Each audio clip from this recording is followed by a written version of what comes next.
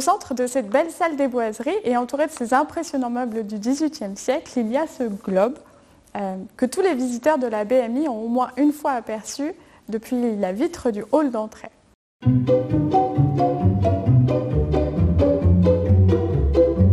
Et ce globe, il a été achevé en 1826 par Étienne Forfillier, qui était alors principal communal de Mirecourt, et après 5 années de travail. En 1828, la communauté d'Épinal a décidé de racheter ce globe pour en faire un outil éducatif et pédagogique qui permet notamment d'apprendre et d'enseigner la géographie. Il s'agit d'un objet de taille relativement importante puisque sa circonférence est d'environ 2,60 m. Et le support à 4 pieds en bois, lui, mesure 92 cm de haut. Et les 4 pieds sont reliés par une entrecroise en forme de X qui est placée plutôt en bas.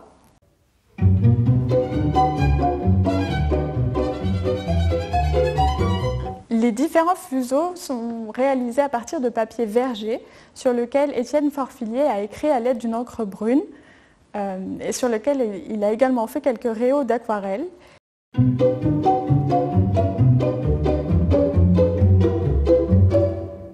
L'auteur a inclus les dernières découvertes faites en 1823, découvertes faites par le capitaine Weddell, qui est, après James Cook, l'explorateur à être allé le plus au sud.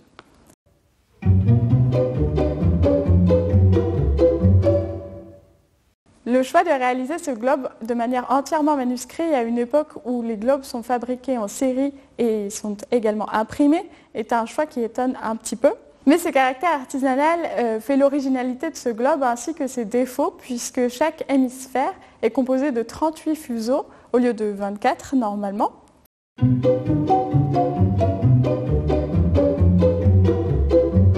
Étienne Forfillier a collé directement le papier au bois de la boule, ce qui fait qu'on ne peut pas les enlever, alors que pour les autres globes imprimés et fabriqués en série, il est assez aisé de retirer le fuseau obsolète et de le remplacer par un nouveau fuseau qui comporterait des nouvelles découvertes. Et les nouvelles découvertes du XIXe siècle, c'est assez fréquent.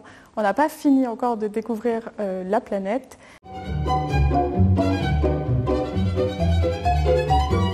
Aujourd'hui, la lisibilité du globe est fortement altérée en raison d'une longue exposition à la lumière, ce qui rend l'hémisphère nord beaucoup plus illisible que l'hémisphère sud, qui a été, lui, plus dans l'obscurité et donc protégé.